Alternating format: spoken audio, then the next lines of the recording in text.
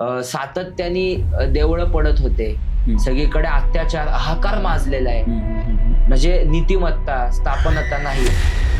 म्हणजे 40 पंडित एका बाजूला बसले आणि शहाजी महाराज आणि जिजाऊ साहेब जर एका बाजूला बसले तर त्या 40 लोकांवर हे दोघं भारी पडतील इतकं संस्कृत माहिती होतं. साक्षात वैकुंठात निजस्थानी असलेल्या श्री विष्णूंनीच जिजाऊ साहेबांच्या गर्भाचा आश्रय घेतलाय. यवन माजले संकटे आले आज तुझे हे बाळा, असं ते देवीला म्हणत असतील.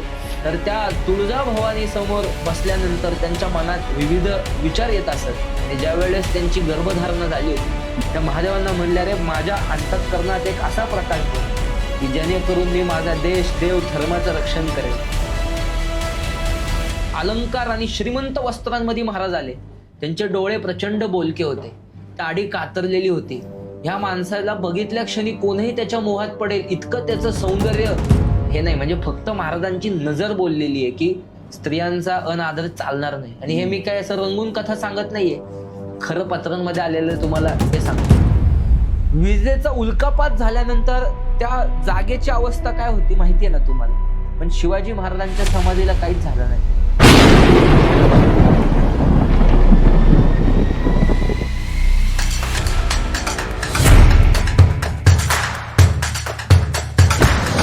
नमस्कार, भारी लोक या मराठी पॉडकास्ट चॅनलवरती मी हर्षल नलवडे तुमचं पुन्हा एकदा स्वागत करतो. खरं तर वेगवेगळ्या क्षेत्रातली उत्तुंग भारी व्यक्तिमत्व आपण या पॉडकास्ट चॅनलवरती घेऊन येत असतो. पाठीमागचा पॉडकास्ट तुम्ही खूप छान पद्धतीने रिस्पॉन्स दिला, त्याबद्दल प्रथमतः तुमच्या सर्वांचा आभारी आहे. खरं तर पॉडकास्ट आणि मराठी पॉडकास्ट म्हटलं तर आजकाल लोकांचा बघण्याचा दृष्टिकोन बदलतो, कारण आज पॉडकास्टला तेवढा दर्जा मिळालेला आहे. कारण आपण काय प्रश्न विचारतो यापेक्षा मला असं वाटतं की तुमच्या मनात काय प्रश्न आहेत ती प्रश्न आम्ही येणाऱ्या गेस्टना विचारतोय, याचा अभिमान जास्त आहे, कारण की त्या लोकांच्या उत्तरांच्या माध्यमातून तुमचं सॅटिस्फॅक्शन होत आहे. खरं तर आज असंच एक भारी व्यक्तिमत्व आपल्यासोबत जुडलं गेलेलं आहे आणि त्या व्यक्तिमत्वाचं नाव आहे ऋत्विक कुलकर्णी. खरं तर ऋत्विक कुलकर्णी हे शिव इतिहास अभ्यासक आहेत, त्याचबरोबर लेखक आहेत. आजपर्यंत जवळपास 5 पुस्तकं त्यांनी स्वतः लिहिली गेलेली आहेत आणि अगदी यंग डायनॅमिक आपण म्हणू शकतो असं व्यक्तिमत्व त्यांचं आहे. अगदी कमी वयामध्ये शिवविचारांचं असेल, शंभू विचारांचं असेल किंवा इतिहासाचा असेल, बराच अभ्यास, गाढा अभ्यास त्यांनी केलेला आहे. सर नमस्कार, भारी लोक या चॅनलवरती तुमचं मनपूर्वक स्वागत. आजचा हा पॉडकास्ट जो तुमच्याशी आपण घेतोय, खरं तर छत्रपती शिवराय म्हटलं आणि छत्रपती संभाजी महाराज म्हटलं की प्रेक्षकांना सुद्धाही आपल्या त्याची प्रचंड आवड आहे, कारण की तो तळपता इतिहास आहे. इतिहासच एवढा जबरदस्त आहे की आपल्याला त्यातून प्रेरणाच मिळते, त्यातून ऊर्जाच मिळते. सर्वप्रथम पुन्हा एकदा नमस्कार. आणि आता तुम्हाला मला डायरेक्टलीच प्रश्न विचारायचा आहे की एक लहान असताना काय वाटलं तुम्हाला की मला इतिहास अभ्यासक व्हायचा आहे? मला असं वाटतं की काही लोकांना 4थी मध्ये ओळख होते, काही लोकांना 7वी मध्ये होते, पण तुम्हाला नेमकी ओळख कधी झाली? अगदी खरं सांगू का, माझा जन्म पुनर्जन्मावर विश्वास आहे. असं मला कायम वाटतं की मी शिवाजी महाराजांच्या काळातलं त्यांची जी सेवा आहे ती अनेक जन्म पुढं पुढं घेत आलेलं आहे. तर याही जन्मात मला माझी आई सांगते, याच्यामध्ये आता पॉडकास्ट चालू आहे, मग काहीतरी रंगून सांगायचं, शब्दांची अलंकारिक भाषा जुळवणी जमते म्हणून असं नाही, पण मला खूप लहानपणापासून शिवछत्रपतींबद्दल आकर्षण होतच. पण त्याचा एक अभ्यासू दृष्टिकोन कधी तयार झाला याचं उत्तर मी अचूक देऊ शकतो. मी शालेय याच्यामध्ये असताना माझ्या हातामध्ये राजा शिवछत्रपती हा जो ग्रंथ आहे, पूर्वार्ध आणि उत्तरार्ध, श्रीमंत शिवशाहीर बाबासाहेब पुरंदर यांचा, तर तो माझ्या हातात पडला आणि त्याचं वाचन चिंतन करत असताना माझ्या शाळेपासून बाबासाहेब पुरंदर यांचं निवासस्थान अगदी जवळ होतं. अच्छा. मग शाळा सुटल्यानंतर त्यांच्याकडे जाणं, त्यांच्याकडे बसणं, ते जे सांगतात त्यांची बोलण्याची पद्धत आणि हे ते, मग माझ्याकडे तेवढे जुने छायाचित्र पण आहेत. मी शालेय वेशात आहे आणि बाबासाहेबांसोबत बसलोय वगैरे. मग त्यांच्याकडे जसं येत होतं तर त्यांना लक्षात आलं की फक्त येऊन काय उपयोग आहे ना, म्हणजे येऊन बसतो हा आणि फक्त महाराज ऐकतो. तर शिवाजी महाराजांची गुणसंपदा अनेकांमध्ये निर्माण झाली पाहिजे. जसं आता तुम्ही म्हणाले की अनेकांमध्ये शिवाजी महाराजांची गुणसंपदा निर्माण झाली पाहिजे, याच्यासाठी तुम्ही पण एक विशेष कार्य करताय, याचं खूप कौतुक. Thank you so much. आणि मग तिथूनच याला सुरुवात झाली की आपण महाराज सांगितले पाहिजेत, हे करायचं ते. मग शालेय जीवनामध्ये तसा मी पूर्ण विद्यार्थीच होतो, पण त्यावेळेस मग शाळेतल्या मित्रांना महाराज सांगणे, हे असं होतं, हे तसं होतं. त्या माध्यमातून हा प्रवास कसा चालू झाला आणि मग रोजचं जीवन शिवाजी महाराजांचं होऊन गेलं, वा, असं झालं ते. Great great.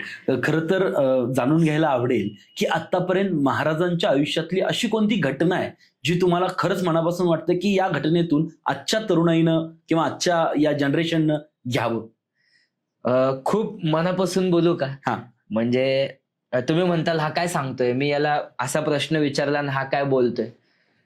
मला शिवाजी महाराजांमध्ये किती विभूतींची दर्शन होतात मी तुम्हाला सांगतो.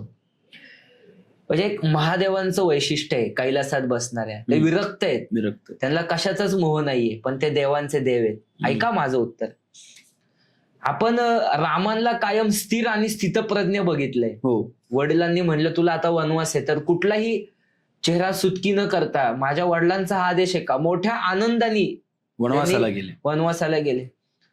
भगवान श्रीकृष्णांच्या तर अनेक वेगळे वेगळे अष्टगुण आहेत त्यांच्या अंगामध्ये. तर तुम्हाला माहिती का, ह्या सगळ्यांचं मिश्रण केल्यानंतर आहे ना, शिवाजी महाराजांच्या चरित्रात वेगळ्या वेगळ्या भूमिका आहेत शिवाजी महाराजांच्या. आणि मला ते वाटतं ह्या सगळ्या विभूतिमत्वांची जी संपदन अवस्था असते ती शिवाजी महाराजांनी पूर्णतः आत्मसात केलेली आहे. पण मला 2 प्रसंग सांगावेशी वाटतात. नाही, लाल महालामध्ये अशी पत्र उपलब्ध आहेत, शिवकालीन पत्र आज सुद्धा आपल्याला पाहता येतात. आणि ते समकालीन पत्रांचा अभ्यास केल्यानंतर समजतं की ही सामान्य पात्र नाहीयेत, हे भारत मातेचं वैभव वाढवण्यासाठी आपल्याकडे आलेली पात्र आहे. तिथं जिजाऊ साहेबांनी त्यांना स्वतः रामायण महाभारत ऐकवले असं वर्णन आहे. त्या काळात असे चिकाचे पडदे असायचे आणि आपल्याकडे जी भारतीय चित्रशैली आहे त्या भारतीय चित्रशैलीमध्ये युद्धांची रचना रेखाटायची. मग तिथं ते युद्धशास्त्र शिकवायचं, रामांचं, कृष्णांचं. ते शिवाजी महाराज किती मन लावून अभ्यासत असतील. हा एक प्रसंग मला कायम, म्हणजे ते आत्मसात करतायत ना, प्रतिउत्पन्न मती ज्याला म्हणतात, की काहीतरी आत्मसात केल्यानंतर स्वतःमध्ये काहीतरी वेगळं गुणकौशल्य निर्माण करणारी लोक ह्या जगात फार कमी असतात. शिवाजी महाराज त्यातले. हा एक प्रसंग माझ्या मनाला कायम स्पर्श करत असतो की महाराज कसे असतील बरं. प्रत्येक प्रसंगात ते वेगळे वेगळे भासतात लोकांना. आणि अजून एक प्रसंग सांगतो, हा थोडासा दुःखाचा प्रसंग आहे. ज्यावेळेस शिवाजी महाराज देह ठेवतात, म्हणजे सामान्य माणसाला देह ठेवताना किती वेगळे वेगळे विचार असतात. महाराजांनाही संसार होता, माझी मुलं काय करतील, माझ्या बायका काय करतील, माझ्या इस्टेटीचं काय होईल, हे सगळे विचार माणसाला स्पर्श करत असतात. पण शिवाजी महाराज काय म्हणाले, चुकार होऊ नका, काशीचा विश्वेश्वर मुक्त करा, देशाचे कार्य करा, असं शिवाजी महाराजांनी सांगितलं. म्हणजे त्या क्षणी सुद्धा शिवाजी महाराजांच्या अंतःकरणात महादेव आहे आणि शिवाजी महाराजांच्या अंतःकरणात देशभक्ती आहे.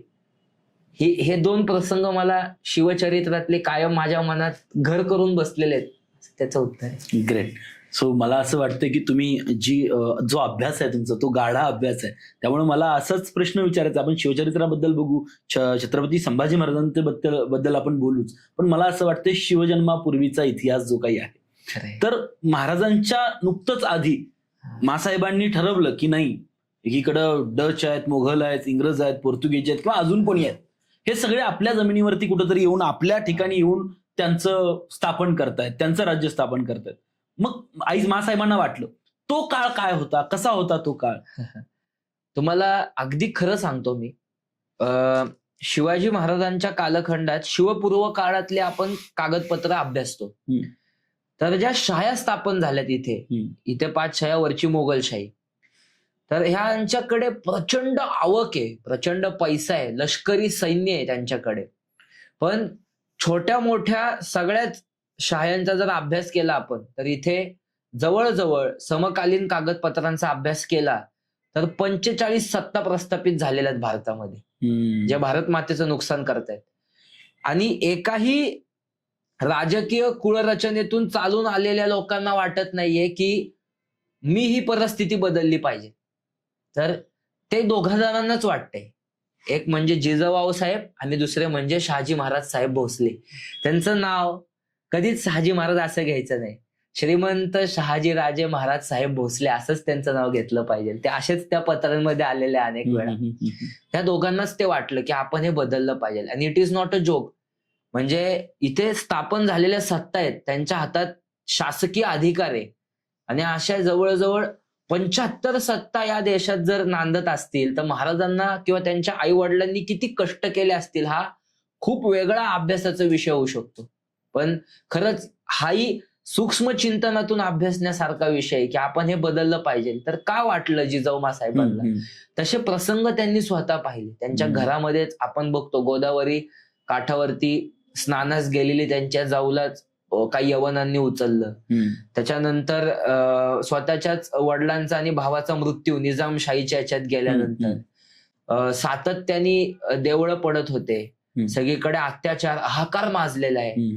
म्हणजे नीतिमत्ता स्थापनता नाही. आणि स्वतः म्हणजे हे एखादं दुसरं कोण असलं असतं त्यांच्या जागी तर रडत बसले असते की काय आमच्या नशिबाला आलं, काय आमच्या देशाची परिस्थिती आहे. पण जिजाऊ साहेब ह्या भारतीय राज्यशास्त्राच्या, भारतीय अनेक गोष्टींच्या, भारतीय ग्रंथांच्या अभ्यासिका आहेत. उत्तम अभ्यासिका आहेत त्या. ते शिक्षित आहेत त्या कालखंडात. त्यामुळं त्यांना वाटतंय की आपण हे केलं पाहिजे काहीतरी करून. पण काय झालं, शहाजी महाराजांचे प्रयत्न त्यांनी बघितलेले. म्हणजे ए जा रे शिवबा तू त्या जहागिरीवरती जा आणि आपलं हे देश बांधायला जा असं नाहीये. शहाजी महाराजांनी इथे 15 वेळा प्रयत्न केलेला आहे. 15 वेळा प्रयत्न. सेतू माधवराव पगडींच्या पुस्तकामध्ये असा उल्लेख आहे की सगळ्यांसोबत युद्ध केलं पाचशेवरच्या मोगलशाही शहाजी राजांनी. अनेक वेळा प्रयत्न केला पण शेवटी कुठंतरी एक निर्णय घ्यावा लागेल आणि कोणाचा तरी आश्रय घेतल्याशिवाय आपल्याला शक्ती स्थापन करता येणार नाही. हा राजकीय डाव ओळखल्यानंतर तुम्ही विचार करा शहाजी राजे काय अंतःकरणाचे आहेत ते, त्यांच्या आई वडील शिवाजी महाराजांचे काय उंचीचे आहेत ते याच्यावरनं आपल्याला समजतं. आदिलशाही म्हटली, आदिलशाहीकडे पत्र धाडलं शहाजी राजांनी की तुमच्या इथे परत कामास येतो. आदिलशाहीने त्यांना एकटं बोलवलेलं आहे दरबारामध्ये. तुम्ही एकटं यायचं, निशस्त्र यायचं. बरं शहाजी राजांना माहिती नाही का तिकडं काय झालंय निजामशाहीत. एकदा मुजऱ्याला गेले आणि लखुजीराव जाधवांसारखा माणूस मारला म्हणजे काय चेष्टा आहे का? त्यांच्या तलवारीचा धाक दिल्लीपर्यंत होता. अशा माणसांना कत्तल केली. हे इतके नीच लोक आहेत त्यांच्यामध्ये जायचंय. शहाजीराजे गेलेत आणि काय राजकीय विभूतिमत्व असेल त्यांच्याकडं. त्या भगवान श्रीकृष्णाकडं तसं होतं. त्या कौरवांच्या दलात पांडवांचे शांतीदूत बनून गेलेले असताना त्याला मारून टाकू असा विचार यांचा आहे. पण ते मारू नाही शकले. का तर त्याच्यामध्ये ईश्वरी चमत्कार नाहीये. तुमचं राजकीय व्यक्तिमत्व तसं असावं लागतं. ते राजकीय व्यक्तिमत्व शहाजी राजांकडे आणि ते शिवाजी महाराजांकडे पुरेपूर आलेले आहे, अनुवंशिकतेने आलेलं आहे. हो. आणि मग ते तिथं गेलेत. ते प्रयत्न, त्यांचे कष्ट, त्यांचा ध्यास, इतक्या वेळा कार्य केलं पण पराजित वृत्ती अंतःकरणात नाहीये त्यांच्या. पराभव नाही. किती कष्ट केले, पराभव सातत्याने पराभव पाहिलाय पण मनातनं हरलेले नाहीयेत. मग तू ते काम कर बरं. ते फाउंडेशन आहे ना ते जिजाऊ साहेब आणि शहाजी राजेच आहेत. दुसरं कोणाला देते. ग्रेट. मला पुढचा प्रश्न असा विचारायचा आहे की आम्ही जिजाऊंचे बाळकडू म्हणून महाराष्ट्रभर डॉक्टर विष्णू माने यांचा कार्यक्रम राबवत असतो. आम्हाला एक शिव अभ्यासक म्हणून किंवा एक इतिहास अभ्यासक म्हणून जिजाऊंचे बाळकडू गर्भामध्ये शिवबा असताना काय होते ते जाणून घ्यायला तुमच्याकडून आवडेल. त्याच्यात तर खूप सुंदर वर्णन केलेलं आहे. मी परमानंदांचंच वर्णन सांगतो. शहाजी राजांच्या पदरी एक संस्कृतचे जाणते लोक होते. किती लोक होते. ते सुद्धा संस्कृत पंडित होते असं आम्ही म्हणजे वाचलंय. अहो काय दर्जाचे संस्कृत पंडित होते तुम्हाला सांगतो. जी राजमुद्रा आपली आहे. हो. 40 लोक म्हणजे 40 पंडित एका बाजूला बसले आणि शहाजी महाराज आणि जिजाऊ साहेब जर एका बाजूला बसले तर त्या 40 लोकांवर हे दोघं भारी पडतील इतकं संस्कृत माहिती होतं शहाजी महाराजांना. तर ते उमाजी पंडित, परत परमानंद नेवासकर असे भरपूर संस्कृतचे जाणते होते. त्यांनी शिवाजी महाराजांच्या आदेशावरून शिवाजी महाराजांचं चरित्र लिहिलंय. त्याला शिवभारत असं म्हणतात. आपल्याला माहिती. त्याच्यामध्ये एक वाक्य आलेले. ते म्हणतात की ह्या देशामध्ये देशाची स्थापना करण्यासाठी आणि धर्माची स्थापना करण्यासाठी साक्षात वैकुंठात निजस्थानी असलेल्या श्री विष्णूंनीच जिजाऊ साहेबांच्या गर्भाचा आश्रय घेतलाय. हे त्याच्या आई वडिलास अद्याप समजलं नाही. हे मी माझ्या मनाचं एकही वाक्य सांगत नाहीये. शिवभारतात छत्रपती शिवाजी महाराजांबद्दल त्यांना प्रत्यक्ष बघितलेला मनुष्य त्यांच्या शरीरामध्ये, त्यांच्या वागण्यामधलं काहीतरी ओज, ईश्वरित्व बघितल्याशिवाय तो ते त्याच्यात लिहिणार नाही.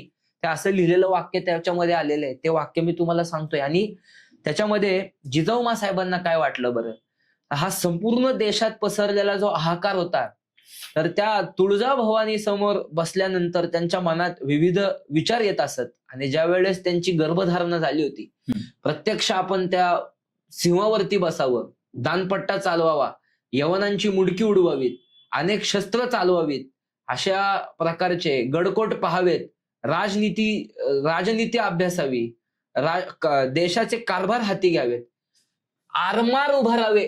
शिवाजी महाराजांनी पुढे एक स्वतंत्र अंग निर्माण केलं. ही जिजाऊ साहेबांची शिवाजी महाराज गर्भात असतानाची इच्छा प्रगट झाली आहे, समकालीन कागदपत्रांमध्ये आहे. आरमार उभारावे, देशाला आरमार नाही, हा विचार जिजाऊ साहेबांचा आहे. एवढे सगळे विचार त्या भारत मातेचं जिवंत स्वरूप म्हणजे जिजाऊ साहेब जिजाऊ, आणि त्यांना स्पर्श होत आहेत. आणि ते सगळे महाराजांच्या रूपातून प्रगट झाले. मासाहेब काय गर्भसंवाद करत असतील ज्यावेळी शिवबाराजे गर्भामध्ये असतील? म्हणजे मला तर एक असं वाटतं की त्यांचा एक संवाद आहे, म्हणजे तो संवाद एकनाथ महाराजांनी भारुडात लिहिलेला आहे. अच्छा. आणि तो आऊसाहेबांनी वाचलाय का, तर निश्चितपणे वाचलाय, नाही का. यवन माजले संकटे आले आज तुझे हे बाळ, असं ते देवीला म्हणत असतील. यवन माजले संकटे आले आज तुझे हे बाळ, आज तुझे हे बाळ, असं जिजाऊ साहेब म्हणजे ह्याला म्हणतायत, देवीला म्हणत असतील का. पण ते देवीला त्यांची लेकच म्हणत असत, नाही का, कायम. आणि फार वेगळ्या अंतःकरणाच्या त्या होत्या, प्रेमळ होत्या, शासकीय निर्णयात कठोर होत्या. आणि त्या पूर्ण त्यांचं म्हणजे काय म्हणायचं, त्यांना भारत मातेचं जिवंत स्वरूपच आपण त्यांना म्हणाल, त्याच्याहून दुसरी उपमा नाही. आणि त्या मायाळू होत्या, प्रचंड जाणत्या होत्या आणि तसंच कठोर. अशी एक आम्ही इतिहासामध्ये वाचल्या की महाराज लहान होते आणि महाराज लहान असताना नृत्य मंडपाकडे गेले. तर तो किस्सा काय आहे? म्हणजे महाराजांना लहान वयामध्ये आपल्याला स्त्रीला नाचवणारं नाही तर स्त्रीला वाचवणारं राजे व्हायचंय, ही प्रेरणा कुठून आली? नाही, एक सगळ्यात पहिल्यांदा खरंच एक दुरुस्ती करतो. छत्रपती शिवाजी महाराजांचं पूर्ण कुळ तपासा तुम्ही. त्यांच्या कुलाचारामध्ये असं दुष्कृत्य कुणीही केलेलं नाहीये, अख्ख्या कुळात कुणी केलेलं नाहीये. तर ही एक दंतकथा आहे. म्हणजे व्हॉट्सअपवरती कुठल्या तरी इतिहासकाराला सुचली, त्यांनी व्हॉट्सअपवर लिहिली, व्हॉट्सअप युनिव्हर्सिटीने ती प्रकाशित केली आणि ती सगळीकडे रुजली. त्याच्यात लोकांचा दोष नाहीये, त्याच्यात सत्य शिवचरित्र पोहोचलं नाहीये कागदपत्रांवर ते अधिष्ठित असलेलं, त्यामुळे हा दोष आहे. पण शिवाजी महाराज कुठल्याही नृत्य मंडपाकडे गेल्याचं वगैरे वर्णन नाहीये. पण एक छान अशी गोष्ट सांगतो तुम्हाला की ज्या वेळेस शिवाजी महाराज काय असतील, एक 11-12 वर्षांचे, खेळण्याचंच वय असतं, शिक्षणही त्यांचं चालू होतं. त्यावेळेस म्हणजे जे काही त्यांना सवंगडी मित्र हे जे मिळालेले आहेत, आज ह्या गावातलेच म्हणा, त्यांच्याकडे 1000 खेड्यांची जहागिरी होती. तर मग ते लाल महालाच्या ज्या पटांगणात किल्ल्यांच्या प्रतिकृती तयार करायचे.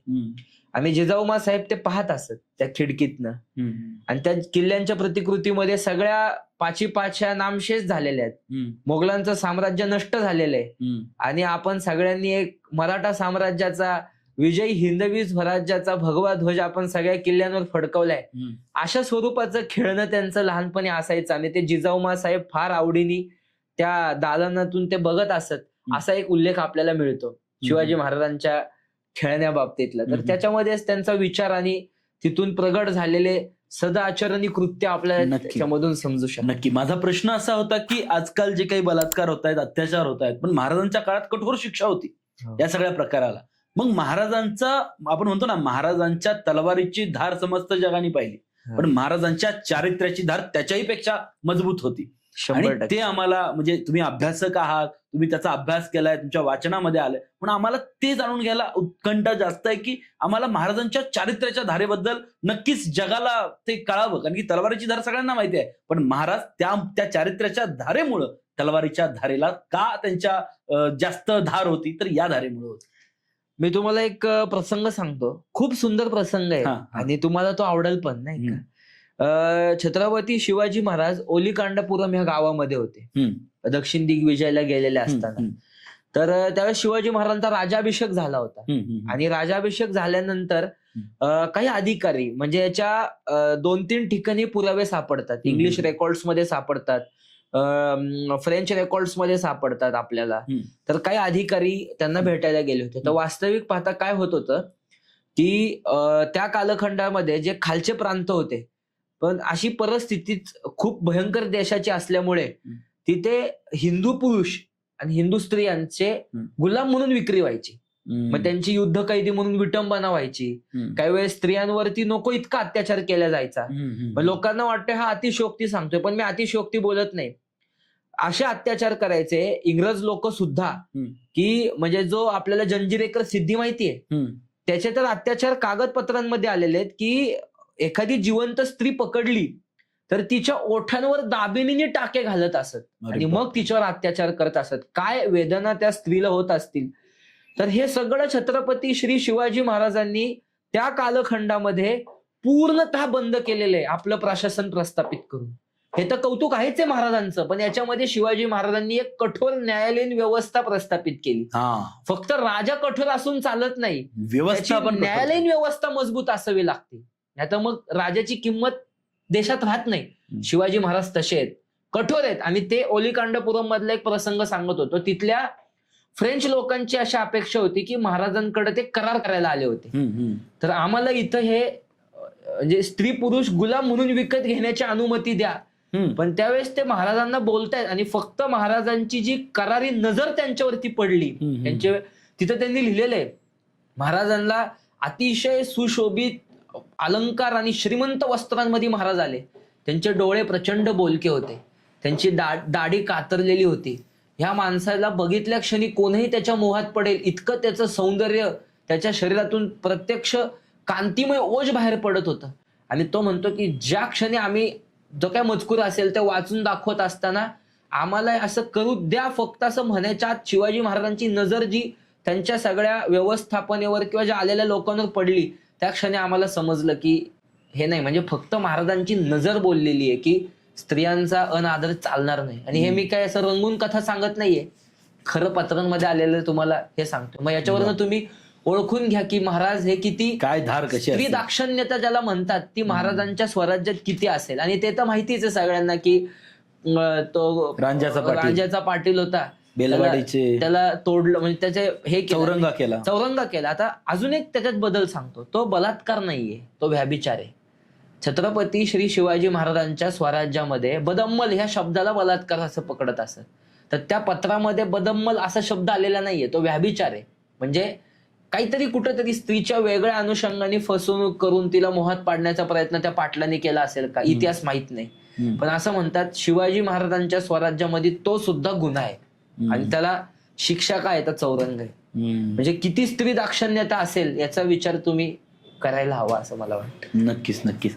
महाराजांचं बालपण, महाराज मोठे झाले, स्वराज्याची शपथ जी काही महाराजांनी अवघ्या लहान वयामध्ये घेतली, त्याबद्दल काय सांगाल?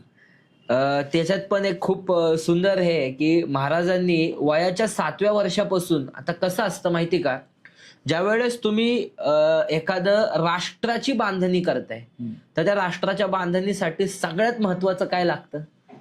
पैसा. बरोबर आहे ना? काही उभारण्याचं म्हणलं पैसा लागतो. तर ज्यावेळेस छत्रपती श्री शिवाजी महाराज इथे राष्ट्राची उभारणी करतायत त्यावेळेस त्यांच्या लक्षात आलेल्या आपल्याला अर्थव्यवस्था निर्माण केली पाहिजे. आणि वयाच्या 7व्या वर्षीपासून विजयनगरच्या साम्राज्यामध्ये जे काही रामराया राजा मारल्यानंतर त्याच्या रचनेतली जी लोक आहेत ते अर्थशास्त्र जाणतायत, समाजशास्त्र जाणतायत, साम्राज्य स्थापनाचे शास्त्र जाणतायत, त्या सगळ्या लोकांची नेमणूक शहाजी महाराजांनी एक एक महाराजांच्या मागे केलेली. एक जाणत्या लोकांना महाराजांसोबत जोडलं आणि शिवाजी महाराज अर्थशास्त्राची निर्मिती करतायत. इथं जे सगळे गावं ओसाड पडली होती, 1000 खेड्यांमध्ये शेतीचा प्रचंड विकास केला, त्याच्यातनं अर्थ निर्माण केला. आणि अर्थ निर्माण केल्यानंतर थोडंसं का होईना आपण लष्कर निर्माण करू शकतो का, तर मुलांना एकत्र केलं, त्यांच्या मनामध्ये स्वतंत्रतेचं अधिष्ठान प्रस्थापित केलं. आणि एवढं सगळं केल्यानंतर म्हणजे वयाच्या 7व्या वर्षापासून ते 14व्या वर्षापर्यंतचा एक वेळ त्यांनी त्या सुकार्याला दिल्यानंतर छत्रपती शिवाजी महाराज त्या महादेवाची इथे जातात आणि ते शपथ जगायला चालू झाले तिथून, असं मला वाटतं. ती शपथ ते जगले, अखंड आयुष्य जगले. त्या महादेवांना म्हणले, अरे माझ्या अंतःकरणात एक असा प्रकाश भर की जेणेकरून मी माझा देश, देव, धर्माचं रक्षण करेल. सगळीकडे यवनी पाचशा यवनांच्या वरची दिल्ली सुद्धा यवनांची, आणि ह्या सगळीकडे पसरलेला हाहाकार जर आपल्याला नष्ट करायचा असेल तर तुझ्या अधिष्ठानाशिवाय हे काही पूर्णत्वास जाणार नाही. म्हणून तिथे अत्यंत मनोभावे शिवाजी महाराजांनी पूजा केली. कोण कोण होतं खरंच माहित नाही, पण भरपूर 18 पगड जातीची लोक त्यांच्या सोबत होती. आणि बाजी काका पासलकर सुद्धा तिथं होते. आणि ते तर वडील होते खूप, म्हणजे वडील होते म्हणजे वयाने वडील होते असं मला म्हणायचं. हा, आणि ते तिथे एवढे मोठे असलेले बाजी काका पण होते. पण त्या काळात असं म्हणतात बरं का, की त्या काळात बाजी काकांना लोक हसायचे की काय लहान मुलांच्या नादी लागले. पण ज्या काळात बाजी काका ह्या लहान मुलांच्या पाठीमागे उभं राहिले म्हणून आज बाजी काका पूजले जातात, ही सत्य आख्यायिका आहे. वा, खूप छान. खरं तर तुम्ही महाराजांच्या आता इतिहासाबद्दल आपण एक एक पान उलगडतोय. आपल्याकडं खरं तर पॉडकास्ट म्हणलं की 45 मिनिट ते 1 तास आपल्याकडे लिमिट असतं, पण तेवढ्यात आपण महाराजांच्या खूप छान गोष्टींचा उलगडा आपण ज्या लोकांना माहीत व्हायला पाहिजे असा करू. मला असं वाटतं आपण महाराजांचा इतिहास खूप लोक वाचतायत, खूप लोक अभ्यास करतायत, खूप लोक त्याबद्दल आपली आपली मतंही मांडतायत. हे सगळं ठीक आहे, पण आजच्या तरुणाईला किंवा आज जी आपण जेन झी जनरेशन म्हणतोय किंवा ज्या काही आजच्या सगळ्या जनरेशन आहेत यांना साजेसं असं इतिहासातून आजपर्यंत तुम्ही अभ्यासलेला इतिहास आणि आजची तरुणाई त्यांना काय सांगाल? शिवाजी महाराजांना आत्मसात करा, वाचा, पहा, कुठल्या ना कुठल्या माध्यमातून शिवाजी महाराजांची सेवा करा. माझ्याकडे अजून एक म्हणजे फार मी कुठेही मूर्ती असेल ना शिवाजी महाराजांची, एक 5, 10, 15, 20 मिनिटं बघूनच पुढे जातो. म्हणजे महाराजांचे हावभाव आहेत का, ती मूर्ती नाहीये फक्त. म्हणजे आता मला गोळीबार मैदानाची इथली मूर्ती आहे, काय करारी मूर्ती आहे ना, प्रचंड सुंदर. म्हणजे त्यात महाराजांनी जो लगाम ताणलाय, त्यांच्या जो दाढीचा आवेश आहे, आणि ज्या घोड्याचं पण जे खागर तयार झालेलं आहे तिथं, महाराजांचे वेगळे वेगळे स्वरूप आहेत ह्या मूर्त्यांच्या स्वरूपातून. तर ते पहा, महाराजांची सेवा करा, शिवाजी महाराजांना मनातनं स्पर्श करण्याचा प्रयत्न करा. मग शब्द गळून पडतात आणि भावना जागृत होते. आणि मग ती भावना जागृत झाली ना किंवा आपले नवरस त्या व्यक्तिमत्वासोबत एकरूप होताना आपल्याला दिसतात. तर मी असं म्हणेल की तुमचं अंतःकरण शिवाजी महाराजांना द्या, मग काय उरतं खाली, फक्त प्रेम शिवाजी महाराजांबद्दल. नाही, न देखवे डोळा आईसा आकांत, परिपेडे चित्त दुःखी होते, असं तुकाराम महाराज एका ठिकाणी म्हणतायत. की म्हणजे मला तू दिसला नाहीस ना तरी माझं हृदय काळीज गलबलून तळमळतं. तसं एखाद्या माशाची अवस्था पाण्याच्या व्यतिरिक्त होत असेल ना, तसं मला विठ्ठला तू दिसला नाहीस तर होतं. तसं आजच्या सगळ्याच तरुणांचं जर शिवाजी महाराजांच्या बाबतीत झालं तर तरुणांसमोर अधर्म उभंच राहणार नाही असं मला कायम वाटतं. म्हणजे त्यांचे गुण तरुण कॅरी फॉरवर्ड करतील, पुढे प्रत्येकाला सांगतील. 100% येस, नक्कीच. आता तुम्ही तुकाराम महाराजांचा, संतश्रेष्ठ तुकाराम महाराजांचा उल्लेख केला. महाराजांची आणि शिवरायांची भक्ती आणि शक्ती, आपण पिंपरी चिंचवडमध्ये आहे तर निगडीमध्ये फार छान शिल्प आहे ते, ज्यात तुकाराम महाराज उपदेश करतात महाराजांना आणि महाराज ते ऐकतायत. सो भक्ती आणि शक्ती संगम जो आहे, म्हणजे तुकाराम महाराज आणि छत्रपती शिवाजी महाराज यांची भेट असेल किंवा यांचा संबंध कधी आला हो? बघा, प्रत्यक्ष जुन्या गाथा ज्या आहेत त्या काढून वाचायच्या.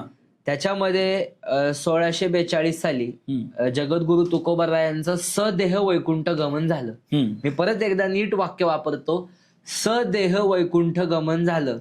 आणि सदेह वैकुंठ गमन झाल्यानंतर शिवाजी महाराजांचं वय काय असेल, 12 वर्ष. 12 वर्षाचे. आज जे शिवाजी महाराज दाखवतात दाढीमधले मोठे वगैरे, तर तो कदाचित इतिहासाचा आभास कमी असल्यामुळे किंवा अभ्यास कमी असल्यामुळे, पण ते शिल्प सुंदर आहे, कलेला पूर्ण दात.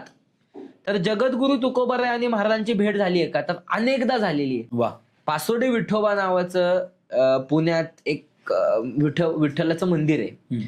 तर तिथं लहान वयातच असताना, म्हणजे आपण म्हणतो ना सत्संग ज्याला म्हणतो, की सतसंगती, सदविचार, भक्ती मार्ग हा महाराजांमध्ये मुरवण्यासाठी जिजाऊ साहेब कितीतरी वेळा तुकाराम महाराजांच्या कीर्तनाला शिवछत्रपतींना बसवत असतात. त्यावेळेस त्यांचं वय 5-6 वर्षांचं आहे. आणि तोही प्रसंग खरा आहे, कंठी नेसावी तुलसी, व्रत कराते एकादशी, की छत्रपती शिवाजी महाराजांनी एक आदर म्हणून काय देणार एखादा राजा, तर ती आदरपूर्वक संपत्ती प्रदान केली. तर ते म्हणले याच्याहून मोठी संपत्ती काय आहे, तर एकादशीचं व्रत करा. आणि कंठी नेसावी तुलसी, तर शिवाजी महाराजांनी ती सुद्धा आज्ञा शिरोधार्य केल्याचं संत साहित्याच्या अभ्यासातनं आपल्याला समजतं की म्हणजे महाराज सुद्धा आपल्या वारकरी संप्रदायातली लोक जशी गळ्यामध्ये तुळशी माळ घालतात हो. तशी माळ महाराजांच्या सुद्धा गळ्यात हो, होती. 5व्या वर्षीच त्यांच्या गळ्यात ती माळ होती असं वर्णन आहे इतिहासामध्ये. हे कुठल्या ह्याच्यामध्ये आपल्याला आपण ज्या वेळेस कसं असतं, इतिहासाचे काही भाग आहेत जसं शिवकालीन कागदपत्र, शिवपूर्वकालीन कागदपत्र, इंग्लिश रेकॉर्ड्स, डच रेकॉर्ड्स, असे वेगळे वेगळे वेगळे वेगळे कागदपत्र एकच. तसंच संतांचं एक वेगळं चरित्र आहे ना. संतांच्या चरित्रात हा अभ्यास तपासावा लागतो आपल्याला. अच्छा. आचार्यांचं वेगळं चरित्र आहे, आचार्यांच्या चरित्रात हा अभ्यास तपासावा लागतो. गोसाव्यांचं वेगळं चरित्र आहे, मग त्या गोसाव्यांच्या चरित्रात हा अभ्यास तपासावा लागतो आपल्याला. आता शहाजी महाराजांना अटक झाली होती. वटपौर्णिमेला त्यांना शिवाजी महाराजांनी प्रचंड बुद्धी कौशल्यानं सोडवलं, पण या गणपती बाप्पाला 21 सोन्याच्या दुर्व्यांचा हार जिजाऊ मासाहेबांनी शिवाजी महाराजांनी येऊन इथं चढवले. इथं मोरया गोसावी त्या मोरया गोसावीला. म्हणजे ह्या मोरया गोसावी मंदिराचं महात्म्य तर आहेच, कारण की हो. गणपती बाप्पा मोरया कोणामुळे आहे तर महास्वामी मोरया गोसावी जे आहेत त्यांच्यामुळं मोरया हे आपण आजपर्यंत ऐकलंय. म्हणजे हो. आपण चिंचवडमध्ये राहतोय म्हणून आपल्याला ती माहिती आहे. पण मोरया गोसावी आणि छत्रपती शिवाजी महाराज किंवा भोसले घराणं यांच्याशी कसं काय? ते जे गोसाव्यांचे जे हे होते म्हणजे शिष्य मंडळे असतील किंवा त्यांनी ते गणपतीच्या उपासकांची एक हे तयार केली ना, विचारधारा तयार केली. मग ते सगळे गोसावी.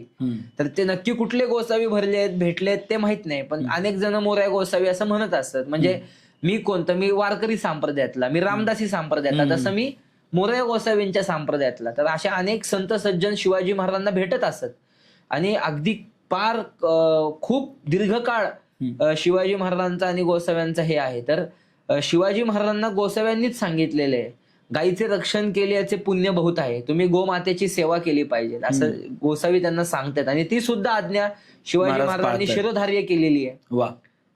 ती सुद्धा आज्ञा महाराजांच्या या सगळ्या ह्याच्यात महाराजांना मासाहेब जिजाऊंनी तर शिकवलं, शहाजी महाराज साहेब यांनीही शिकवलं. तसंच महाराजांच्या जीवनातले गुरु आपण म्हणू शकतो, असे गुरु कोण? आता याचं उत्तर मी तुम्हाला मेंदळे सरांच्या दृष्टिकोनातनं देतो. गजानन मेंदळे सर. गजानन भास्कर मेंदळे, इतिहासाचे भीष्माचार्य म्हणू आपण त्यांना. ते मला काय म्हणाले माहिती का, जगाच्या पातळीवर, पूर्ण जगाच्या पातळीवर असे खूप कमी लोक जन्माला येतात. ते स्वयंप्रकाशित असतात, ते स्वयंभू असतात आणि त्यांचे एक अत्यंत जवळचे इतिहासाचा प्रचंड दांडगा अभ्यास असलेले माझे मित्र आहेत. सुयोग चित्रे नाव आहे त्यांचं.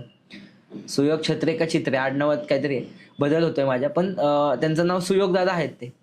तर त्या सुयोग दादांनी मला सांगितलं होतं की हेच वाक्य मेंदळे सरांनी त्यांना सांगितलं की असे खूप कमी लोक भूतलावर जन्माला येतात जे स्वयंप्रकाशित असतात. शिवाजी महाराज स्वयंप्रकाशित आहेत. शिवाजी महाराज स्वयंभू आहेत. शिवाजी महाराज कुणी कोणाचं गुरु नाही, कुणी कोणाचं शिष्य नाही. हे काही मी व्ह्यूज मिळावे म्हणून नाही बोलत, ते मी खरं सांगतो तुम्हाला. अजून एक गंमत सांगतो मी. मग याचा अर्थ असा होतो का की शिवाजी महाराजांनी कोणाकडनंच मार्गदर्शन नाही घेतलं? असं नाहीये. शिवाजी महाराजांनी ज्या ज्या व्यक्तीकडून जे जे घेता येईल ते घेतलं ना. अगदी शेतकऱ्यापासून बरोबर वाटेत भेटणाऱ्या वाटसरूपर्यंत महाराज घेतलं ना. म्हणजे आता समर्थ रामदासांकडून आध्यात्मिक मार्गदर्शन घेतल्याचे काही कागदपत्र उपलब्ध आहेत आपल्याकडे. जगद्गुरु तुकोबारायांकडनं कंठी नेसावी तुलसी, व्रत करा ते एकादशी, म्हणजे त्यांची आज्ञा शिरोधार्य केली. मोरया गोसावींची केली. गोपाल भट होते, गणेश भट होते, गणेश पंडित होते. किती जणांची नावं घेऊ.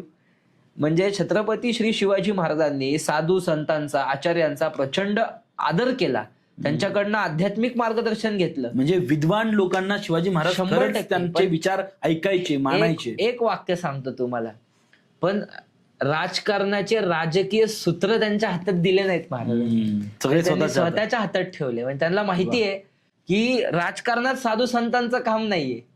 राजकारणात म्हणजे तिथं मग प्रतापराव गुजर आणि हंबीरराव मोहितेच लागतील. पण तिथं सौम्य व्हायचंय, तिथं सौम्य झालेले आहेत. जिथं लढवायला लष्कर पाहिजे तिथं लष्कराची नेमणूक त्याच लोकांना केलेली आहे. म्हणजे काय, तर शिवाजी महाराज स्वयंभू आहेत, हे त्याचं उत्तर आहे. छत्रपती शिवाजी महाराजांनी अफजल खान नावाचा बलाढ्य शरीरष्ट आपल्या फक्त युक्तीच्या जोरावरती फाडला नव्हे तर अखंड भारताला, अखंड विश्वाला दाखवून दिलं की मराठा साम्राज्य काय आहे किंवा आपण काय आहोत, स्वराज्य काय आहे. आणि हे जे रयतेसाठी आहे, हे लोकांसाठी आहे. तर त्या अफजल खान वधाबद्दल काय तुम्ही सांगाल? छत्रपती शिवाजी महाराजांवरती सगळ्यात पहिल्यांदा जे संकट आलेलं आहे, म्हणजे सगळ्यात मोठं संकट ते अफजल अफजल वधाचं. खानाचं होतं. आणि शिवाजी महाराजांनी तिथे एक शिकवलंय की किती मोठा विजय प्राप्त झाला तरी थांबायचं नाही, आनंदात रमायचं नाही. तर असं म्हणतात, कदाचित ही अतिशयोक्ती असू शकते, पण कागदपत्रही तसे मिळतात की 35 हत्ती मिळालेत महाराजांना त्या युद्धामध्ये. 35 हत्ती मिळालेत आणि अनेक हत्ती मिळाले, सैन्य मिळालं, खजिना मिळाला. त्याचा उपयोग शिवाजी महाराजांनी स्वराज्य विस्तारासाठी केला. आपल्याकडे हिंदवी म्हणजे आपल्या जुन्या युद्ध परंपरेमध्ये काही व्यूहरचना असायच्या, गरुड व्यूह, त्रिशूळ व्यूह. तर शिवाजी महाराजांनी ती व्यूहरचना वापरणे इतपत स्वराज्य बलाढ्य केलं आणि त्रिशूळ व्यूह रचला. आणि आपल्याला माहिती आहे की एका बाजूला खुद्द शिवाजी महाराज, एका बाजूला स्वतः आदिलशाहीवर आक्रमण करून गेलेले सरनौबत नेतोजी पालकर, आणि एका बाजूला अजून एक सरदार असे आक्रमण करून गेले. आणि त्रिशूळ व्यूहाच्या माध्यमातून हिंदवी स्वराज्याचा कारभार वाढवला. म्हणजे ही व्यूहरचना करायला लष्कर खूप मजबूत असावं लागतं. आणि असं सगळ्या अनुषंगाने महाराजांनी खूप मोठं काय म्हणता येईल एक यश संपादन केलं. त्याच्यामध्ये महाराजांनी काही नीतींचा आश्रय घेतलेला आहे. महाभारतामध्ये कृष्ण नीतीचा आश्रय शिवाजी महाराजांनी त्याच्यात घेतलेला आहे की भगवान श्रीकृष्णांचं जे राजकीय धोरण आहे ते आपल्या सगळ्यांना समजलं पाहिजे. कारण श्रीकृष्ण फक्त राधेच्या खांद्यावर डोकं ठेवणे इतपत त्यांचं चरित्र मर्यादित नाहीये. मुळात म्हणजे राधा हे पात्र भगवान श्रीकृष्णांच्या जीवन चरित्रात नाहीच आहे खरं तर. अभ्यासपूर्व बोलतोय बरं का, म्हणजे आध्यात्मिक शक्ती आहे, राधा या पात्राची साधना करा तुम्ही, नाही नाकार नाहीये कोणाचा. पण भगवान श्रीकृष्णांचा जे राजकीय दृष्टिकोन आहे तो शिवाजी महाराजांनी इथं आत्मसात केला. म्हणून अफजल खानाला एका टप्प्यापर्यंत आणलेलं आहे आणि त्याचा वध केला, असं टप्प्यात आणून कार्यक्रम केला. आम्ही नेहमी सांगतो. खरं तर आजच्या तरुणाईला छत्रपती शिवाजी महाराज की जय, धर्मवीर छत्रपती संभाजी महाराज की जय. तर छत्रपती संभाजी महाराज, आपण छत्रपती शिवाजी महाराजांबद्दल आता बोलतोय, पण छत्रपती संभाजी महाराज काय असं बापाचे एका लेकावरती संस्कार, काय काय आता आपल्याला सापडतं, पुरावे काय सापडतात की वडिलांनी हे संस्कार आपल्या मुलाला आपल्या दिले? छत्रपती संभाजी महाराजांबद्दल एक वाक्य तुम्हाला सांगतो मी. शिवाजी महाराजांना ते रामांच्या कुळातले होते म्हणून एक गोपाळ भट नावाचे सूर्य उपासक होते. त्यांनी शिवाजी महाराजांना सांगितलं होतं की तुम्हाला क्षात्र तेज प्रगट करण्यासाठी आणि लष्करी मार्गदर्शन करण्यासाठी सूर्य उपासना गरजेची आहे. तर ती सूर्य उपासना शिवाजी महाराजांनी नंतरच्या कालखंडात महाबळेश्वरकरांकडनं तो मंत्र घेतला, अनुग्रह घेतला सूर्य मंत्राचा. तर तोच मंत्र आपण घेतला पाहिजे म्हणून संभाजी महाराज सुद्धा त्या महाबळेश्वरकरांकडे गेले होते. संभाजी महाराजांचं वय लहान होतं, 23 वर्षांचे होते ते. तर त्यांनी विचारलं की आता एवढं मोठं वडिलांचं राज्य 23व्या वर्षी कसं सांभाळता येईल तुला? तर त्यांनी एक तिथं त्यांना जे वाक्य त्यांच्या पत्रांमध्ये पुढे प्रगट झाले ते तिथं बोललेले, जे आबासाहेबांचे संकल्पित तेच आम्हास करणे अगत्य. जे माझ्या वडिलांनी केलंय तेच मी इथून पुढे कायम करल. आणि त्यांनी काय केलं नाही. संभाजी महाराजांचं चरित्र म्हणजे प्रत्यक्ष रणभैरवाचा तांडव आहे, नाही का? म्हणजे जे शिवशस्त्रे असुरावर सुटल्यानंतर इतिहासाच्या पानापानावर साक्षात शिवशंकर जसा तांडव करत होता ना, तसं स्वतः संभाजी महाराज शिवशंकर होऊन तांडव करत होते. आणि मी खरं सांगतो तुम्हाला, माझं बोलणं जरी अलंकारिक असलं तरी ते इतिहासाच्या कागदपत्रांना अधिष्ठित असलेलं बोलणं आहे. त्यामुळं सांगतो, ज्या वेळेस 7 लाखाचं सैन्य घेऊन औरंगजेब इथं उतरतोय, स्वतः इथं उतरलेल्या औरंगजेबाला शिवाजी महाराज हयात असताना त्याच्या डोक्यावरचा किमांश उतरवायची वेळ आली नाही. संभाजी महाराजांच्या महापराक्रमामुळं आणि संभाजी महाराजांच्या बलिष्ठ शक्तीने साधलेल्या राजकारणामुळं औरंगजेबाच्या डोक्यावरचा किमांश खाली उतरला. आणि ज्या सरदारांच्या हिमतीवरती औरंगजेब काबूल, कंदाल, आजचा अफगाण वगैरे त्यांनी त्या कालखंडात असं मोठ्या मोठ्या तोऱ्याने जिंकलं होतं, ते सरदार सगळे औरंगजेबाला म्हणत होते, आम्हाला इथे एकटा टाकून जाऊ नको, जर तू परत दिल्लीत गेला आणि आम्हाला दक्षिणेत ठेवलं तर आम्ही कुत्र्याच्या मुतीने मरतो. हे औरंगजेबाच्या समोर त्याचे सरदार म्हणलेले. मग तो रणदुल्ला खान घ्या, इकलास खान घ्या, मुकरब खान घ्या, कोणाला नमवलं नाही संभाजी महाराजांनी. संभाजी महाराजांच्या चरित्राला एक वेगळ्याच शौर्याचा अधिष्ठान आहे. आणि ते शक्तिपुत्र होते. मग त्यांना भवानीचेही पुत्र म्हणा आणि छत्रपती शिवाजी महाराज एक जिवंत सदेह शक्तीच होती. ते शक्तिपुत्र होते. हे मी संभाजी महाराजांबद्दल सांगेन. वा.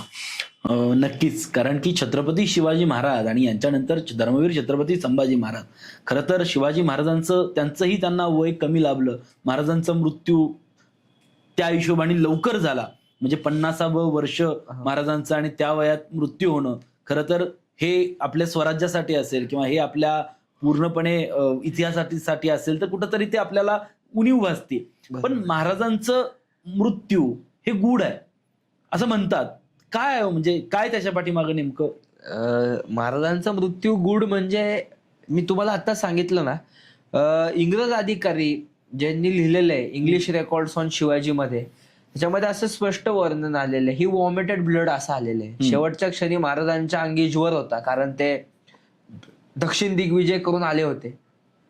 आणि आपले जे सभासद बखर आहे किंवा 51 कलमी बखर आहे त्याच्यामध्ये आपण जो अभ्यास करतो त्याच्यामध्ये असं वर्णन आलंय की ज्वर आणि खूप आजारपण, शरीर दगदगल्यामुळे महाराजांचं वजन फक्त 35 किलो झालं होतं शेवटच्या वेळेला. किती काम केलं असेल शिवाजी महाराजांनी, किती काम केलं असेल देशाचा विचार करा तुम्ही. आणि त्या कालखंडात सुद्धा शिवाजी महाराज शेवटच्या क्षणी त्यांना एक अँथेरिक्स ब्लडिफ्लिक्स नावाचा एक त्या काळात रोग होता. त्यामुळे त्यांच्या छातीत निमोनिया ज्याला आपण म्हणतो आज, तसं सातत्याने पशु पक्ष्यांच्या सानिध्यात राहिल्याने त्या कालखंडात नाही का सर्दी होत असत किंवा इन्फेक्शन होत असत. महाराज सतत घोडदौड असायची, हत्तींच्या सानिध्यात असायचे वगैरे. तर त्यामुळे असं अनेक वेगळे वेगळे डॉक्युमेंट्स आपल्याला मिळतात. पण शिवाजी महाराजांचा मृत्यू पूर्णतः नैसर्गिक आहे आणि तो आध्यात्मिक पण आहे. ऐकायला नवल वाटेल पण तुम्हाला सांगतो, बखर म्हणजे ज्याची कृष्णाजी अनंत सभासदांची बखर आपण जास्त ग्राह्य धरतो. कारण काय आहे? कारण ती प्रत्यक्ष शिवाजी महाराजांना बघून लिहिलेली बखर आहे. त्याच्यामध्ये तो म्हणतो की महाराज ही अवस्था आहे, महाराजांचं शरीर थकलेलं आहे, पण मला सांगा तुम्ही, तो म्हणतोय शिवछत्रपतींची म्हणजे शिवाजी महाराजांनी दशद्वार फोडून आत्मा बाहेर काढला. ज्ञानेश्वर महाराजांनी ज्ञानेश्वरीच्या 6व्या अध्यायामध्ये योगी माणूस देह कसा ठेवतो याची लक्षणं सांगितलेली आहेत. आणि कृष्णाजी अनंत तेच म्हणतोय की शिवाजी महाराजांनी दशद्वार फोडून आत्मा बाहेर काढला. हे योग्यालाच जमतं, दुसरं कोणाला जमत नाही. म्हणून शिवाजी महाराज हे श्रीमंत योगी आहेत हे त्याच्यावरनं आपल्याला समजतं. वा. रायगडावरती आपण छत्रपती शिवरायांची समाधी आहे किंवा तिथं समाधीबद्दल पण बऱ्याच गोष्टी असतील, आपल्याला त्यात जायचं नाही. पण मला असं विचारायचं आहे की खरंच शिवाजी महाराज आजही आहेत? मी त्याचं उत्तर तुम्हाला हो देईल. हो, एक प्रसंग सांगतो. शिवचरित्राचे एक लेखक, खूप मोठे अभ्यासक होते, केर्लुस्कर, माहिती असतील लोक, त्यांची पुस्तकं आहेत. केळुस्कर हा. तर ते गोनेदांचे मित्र होते. तर असं वर्णन आलेलं आहे, म्हणजे हे माझा विचार आहे बरं का, की शिवाजी महाराज आहेत का, तर ते आहेत. हो का, ते याचं उत्तर आहे. विजेचा उल्कापात झाल्यानंतर त्या जागेची अवस्था काय होती माहिती आहे ना तुम्हाला? एखाद्या जागेवर वीज पडली तर काय अवस्था होती? तर छत्रपती शिवाजी महाराजांची जी समाधी आहे तिच्या आजूबाजूचं जे बांधकाम आहे ना, तिथं वीज पडली होती. म्हणजे समाधीवरतीच वीज पडली होती, आजूबाजूला त्या भागात वीज पडलेली आहे. 3 वेळा वीज पडली आजपर्यंत, शिवकाळापासून त्या आजतागायतपर्यंत. तर गोनीदांचं एक पत्र आहे त्यांना की ती वीज पडल्यानंतर तिथल्या वस्तू ह्या बाजारपेठेत उडून पडल्यात. महाराजांच्या समाधी पसल्या ज्या काही भाग सुशोभीकरण असेल, दगड म्हणा काय, ते तिथं उडून पडल्यात. पण शिवाजी महाराजांच्या समाधीला काहीच झालं नाही. मग मी तुम्हाला एक विज्ञानाचा सिद्धांत सांगतो. क्वांटम फिजिक्स ज्यांना उद्यम येतं ते माझ्यापेक्षा चांगलं सांगतील हा भाग. पण एका ठिकाणी केंद्रित झालेली शक्ती दुसऱ्या ठिकाणी स्थिर ज्याच वेळेस होते, ज्या वेळेस ती दुसऱ्या ठिकाणी पण तेवढ्या ताकदीची. म्हणजे आभाळातनं येणाऱ्या विजेसारखा कडक उल्कापात हा शिवछत्रपतींच्या समाधी स्थानावरती स्थिर होतो किंवा शांत होतो. हा एक शिवाजी महाराज असल्याचा कडक वैज्ञानिक सिद्धांत आहे. वा. खरंच म्हणजे हे आपला पॉडकास्ट म्हणून नाही तर पाहणाऱ्या प्रत्येकासाठी, म्हणून आवर्जून जोपर्यंत तुमच्या देहामध्ये जीव आहे तोपर्यंत एकदा तरी छत्रपती शिवरायांच्या समाधी स्थळाला भेट दिलीच पाहिजे. शिवाजी महाराज तिथं आहेत. तुम्हाला माहिती आहे का, अनंत योगी शिवाजी महाराजांनी ध्येय ठेवल्यानंतर तिथं जाऊन आलेले आहेत. मग ते संभाजी महाराजांनी उभारलेले वृंदावन असो किंवा शिवाजी रायगड स्मारक मंडळाकडून त्या पूर्वीच्या काळात ते बांधून झालेलं समाधीचं स्ट्रक्चर पूर्ण झालेलं असो. पण तुम्हाला एक सांगतो, शिवाजी महाराज त्या समाधी स्थानामध्ये पूर्णपणे त्यांचा ते म्हणतात पंचतत्वांचा देह असेल का, तर तो आहे. जसे कैलासात शिवशंकर आहेत ना, तसंच या 12 ज्योतिर्लिंगांचं तेज ओढून बसलेले नरदेहातले शिवशंकर शिवाजी महाराज आज सुद्धा त्या समाधीचे इथं आहेत असं मला वाटतं. असं म्हटलं जातं, म्हणजे मी खूप साऱ्या लोकांकडून किंवा काही मुलाखतींमधून असं ऐकलं होतं की दैवत्वाचा प्रवास म्हणजे छत्रपती शिवराय. म्हणजे मर्त्य माणसाच्या जन्माला येऊन केवळ आणि केवळ कर्तृत्वाच्या जोरावरती दैवत्वापर्यंत पोहोचणारा एकमेव मानव कोण असेल तर ते छत्रपती शिवाजी. मग प्रश्न असाही आहे की महाराजांना आज म्हणजे आता हे स्वाभाविक आहे, आपली भावना आहे, छत्रपती शिवाजी महाराज हे सकल मराठी नाही तर सकल भारतीयांचा एक अभिमान आहे. आणि मग महाराजांची पूजा करणं, महाराजांना त्या लेवलला, महाराजांच्या विचारांना पुढे घेऊन जाणं, तुम्हाला काय वाटतं या गोष्टींबद्दल? हो का, हा खूप ज्याचा त्याचा वैयक्तिक प्रश्न आहे, मी खरं सांगतो. पण मला काय वाटतं माहिती का, हा विचार रामांनी केला होता, हा विचार कृष्णांनी केला होता, हा विचार शिवाजी महाराजांनी पण केला होता. तुम्हाला प्रत्यक्ष शिवाजी महाराजांचा विचार सांगतो मी तुम्हाला, मग ज्यांनी त्यांनी ठरवावं महाराजांना काय. शिवाजी महाराजांना हार घालावा, पूजा करावी का, तर निश्चित करावी. ते आहेत, ते त्रिकाल वंदनीय आहेत शिवाजी महाराज. पण ते आपल्या शक्तीच्या आणि सामर्थ्याच्या पलीकडे नाही गेले पाहिजे. एका ठिकाणी समर्थ रामदास म्हणतात, पराक्रमी त्या रामसख्याचे अधिष्ठान स्थापू भुवरी. म्हणजे आपल्याला राम कसा पाहिजे, कष्ट करणारा राम पाहिजे, राजनीतीज्ञ राम पाहिजे, जो संपूर्ण ठिकाणी लोकांना कष्ट करायला प्रवृत्त करतोय, राष्ट्रभक्ती जागृत करतोय, असा राम पाहिजे. असे राम आपण आत्मसात करूयात असं समर्थ म्हणतात. मग रामाची पूजा कोणी नाकारली ना, केलीच पाहिजे. छत्रपती पूजा करत असताना समांतर तुलनेमध्ये आपण त्यांचे विचार सुद्धा पुढे घेऊन गेलं पाहिजे, ते आत्मसात आपल्या कर्तृत्वात केले पाहिजे. ज्या वेळेस प्रभू रामचंद्र रावणाचा वध करतात बरं का, त्यावेळेस प्रभू रामचंद्र काय म्हणतात, आत्मानं मानुषम वंदेत. म्हणजे उद्या जरी संपूर्ण जगाने हा इतिहास पाहिला की मी रावणासारख्या बलाढ्य राक्षसाचा वध केलाय, तरी मी एक पूर्ण मनुष्य आहे, माझ्याकडे मी मनुष्य तत्वानी याच्याशी झगडलोय. म्हणजे काय, तर रामाला मनुष्य देहात बघा, त्याला शक्तीच्या पलीकडं किंवा असं चमत्कारिक म्हणून बघू नका. श्रीकृष्ण सुद्धा गीतेमध्ये हेच सांगतोय की अरे अर्जुना, तुला तुझं प्रारब्धानुसार युद्ध करायचंय. मी परमेश्वर जरी असलो, तो स्वतःला परमेश्वर म्हणतोय, पण तो असं सांगतोय की मी तुझ्या शक्तीच्या पलीकडं नाही. शिवाजी महाराजांची एक मुद्रा तयार करण्यात आली होती पहिल्या कालखंडात, त्याच्यामध्ये शिवाजी महाराजांना विष्णूंचं स्वरूप दिलेलं आहे, तुम्ही विष्णूंचे रूप आहात. शिवाजी महाराजांनी ती मुद्रा बदलली. ते म्हणले नको, शहासिनो शिवसाईशा, म्हणजे मी शहाजी महाराजांचा पुत्र आहे हे तिथं सांगू द्या. म्हणजे काय की छत्रपती शिवाजी महाराज स्वतःला म्हणजे शिवाजी महाराज स्वतःला शहाजी महाराजांचे पुत्र म्हणून घेत आहेत, कारण त्यांना माहिती माझं चरित्र येणाऱ्या पिढ्यांसाठी म्हणजे ते चमत्कारिक नसलं पाहिजे, ते पूर्णतः मनुष्यासारखं आहे आणि पूर्णतः मनुष्य पटावरती ते घडलेले आहे. त्याच्यामध्ये कष्ट आहेत, त्याच्यामध्ये कुठेही आयतं यश शिवाजी महाराजांना मिळालेलं नाही. म्हणजे उद्या येणारी जी पिढी आहे ती महाराजांना त्यांचं कर्तृत्व आत्मसात करेल आणि आपल्या कर्तृत्वाच्या जोरावरती या अखंड हिंदुस्थानाला पुढे घेऊन जाईल. ह्या शिवाजी महाराजांना तेच अपेक्षित होतं की चमत्काराच्या पलीकडं किंवा शक्तीच्या पलीकडं शिवाजी महाराज नाही गेले पाहिजे, ते चमत्कारिक नाही झाले पाहिजे. म्हणजे असं काही उल्लेख आहे की म्हणजे ती लोक म्हणायची, जे आपले विरोधक होते त्या काळातले, ते काय म्हणायचे, आत्ता इथं होते महाराज, उद्या तिथं कसे काय पोहोचले, काल इकडे होते तर आज इथं कसे काय. याचे म्हणजे सुंदर उत्तर देऊ का, शाब्दिक उत्तर आहे बघा. कसं असतं ना, राजांनी खूप विविध गुण संपन्न असावं. बरोबर. माझ्याकडे सुपर नॅचरल पॉवर्स आहेत. आता मी मराठी शब्द फार कमी, इंग्रजी शब्द कमी वापरतो आणि लोकांना समजावून म्हणून, माझ्याकडे सुपर नॅचरल पॉवर्स आहेत हे दाखवण्याच्या बुद्धिमत्तेचे मालक म्हणजे शिवाजी महाराज. म्हणजे फॉर एक्झाम्पल आता खूप मला रंगत म्हणजे आवड वाटते या विषयावर. जसं महाराजांनी मावळ्यांची मानसिकता सक्षम व्हावी यासाठी काय सांगितलं, आपल्याकडे भवानी तलवार आहे, बरोबर मानसिकता खंबीर करण्याचं एक बरोबर टेक्निक होतं. Exactly. बरोबर आहे. आणि तेच ना, आता तिथनं आले महाराज, आग्र्यातनं निसटले, तर त्या सिद्धी पोलाद खान म्हणायचा औरंगजेबाला की नाही नाही, त्याला गायब होता येतं नाही का. तो बिथरला ना, औरंगजेबासारखा स्थिर मनुष्य सुद्धा त्याच्या मानसिक आघात झाला त्याच्या. आग्र्याहून ज्यावेळी महाराज आले त्यांनी स्वतःची संरक्षण व्यवस्था वाढवली, हे झालं ते झालं. तर मी तेच म्हंटल ना की राजा हा अनेक गुण संपन्न असावा. म्हणजे म्हणून म्हटलं की माझ्याकडे सुपर नॅचरल पॉवर्स आहेत हे दाखवण्याच्या बुद्धिमत्तेचे मालक म्हणजे शिवाजी महाराज. आणि औरंगजेब ज्यावेळी महाराज आग्र्याहून सुटले, आपलाच पाठीमागचा एक पॉडकास्ट आहे, तुम्ही पहा, इथं तुम्हाला लिंक दिसेल. पिलाजी गोळे यांचे वंशज आदरणीय आबा इथं आले होते आणि त्यांचा आपण पॉडकास्ट घेतलेला आहे. सो ते सुद्धा म्हणजे आग्र्याबद्दल आमच्या काही चर्चा झाल्या. पण आजही तो जो मार्ग आहे तो कुठेतरी कोणालाच माहिती नाही.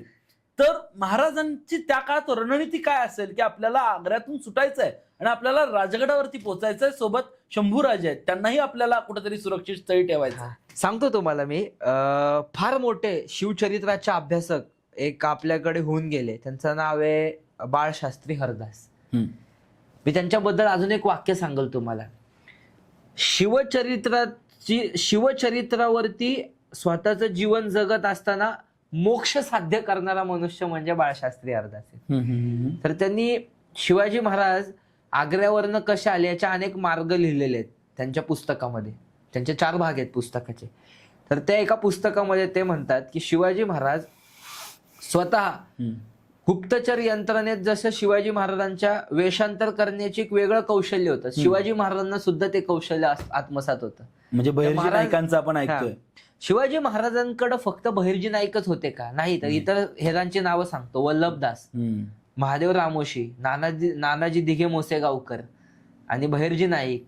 परत अजून काहीतरी दक्षिणेत शिवाजी महाराजांचे हेर आहेत. मी आता ज्या हर्बट डियागरचं नाव घेतलं, त्या हर्बट डियागरने लिहून ठेवले शिवाजी महाराजांनी जवळजवळ दक्षिण प्रांतात जे जिथं राहिलेत त्यांना 100 किलोमीटरच्या जवळची, पण किलोमीटर हा शब्द नाही वापरलाय मी, समजावं म्हणून सांगतो, 100 किलोमीटरचे पण अपडेट्स मिळावेत म्हणून कमीत कमी शिवाजी महाराजांनी हजारो हेर इथं पसरून ठेवलेले आहेत, त्यांच्या असं वर्णन केलेले. शिवाजी महाराज तिथून इथं कसे आले, निनाद काका सांगायचे, ते फक्त शिवाजी महाराजांनाच माहितीये, तसं ते शिवाजी महाराजांनाच माहिती. हे म्हणजे शिवाजी महाराजांचं हे जे चातुर्य होतं ते कोणी सांगू किंवा न सांगू, पण तो काळ ज्यांनी अनुभवला. मी तुम्हाला सांगू का, तो कविराज भूषण म्हणतोय ना की सगळीकडे चौक्या लागल्यात की चकता की चौवर सांझ हो भोराज लगे आज मेवा की. म्हणजे सगळीकडं सगळे राजे महाराजे त्या शिवाजी महाराजांना बांधून ठेवण्यासाठी तिथं तक लावून बसलेले आहेत.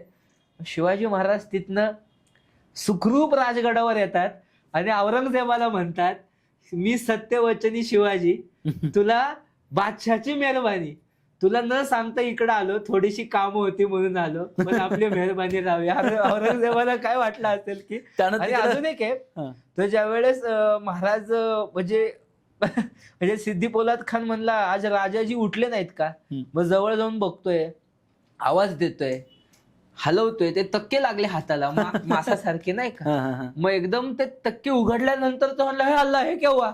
आणि तो तिथं जो रडला सिद्धी पोलाद खान सगळ्यात भयंकर मनुष्य होता औरंगजेबाच्या दरबारातला.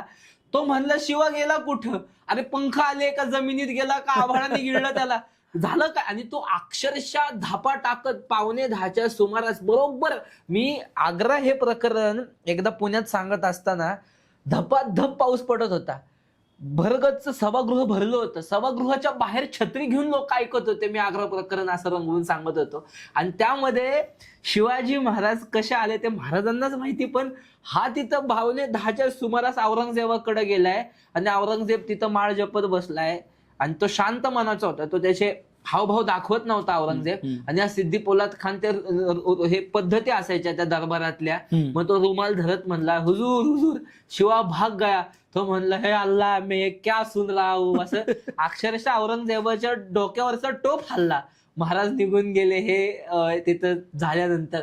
म्हणजे तुम्ही विचार करा, शिवाजी महाराजांनी काय रचना केली असेल हो त्या कालखंडात. म्हणजे खरंय.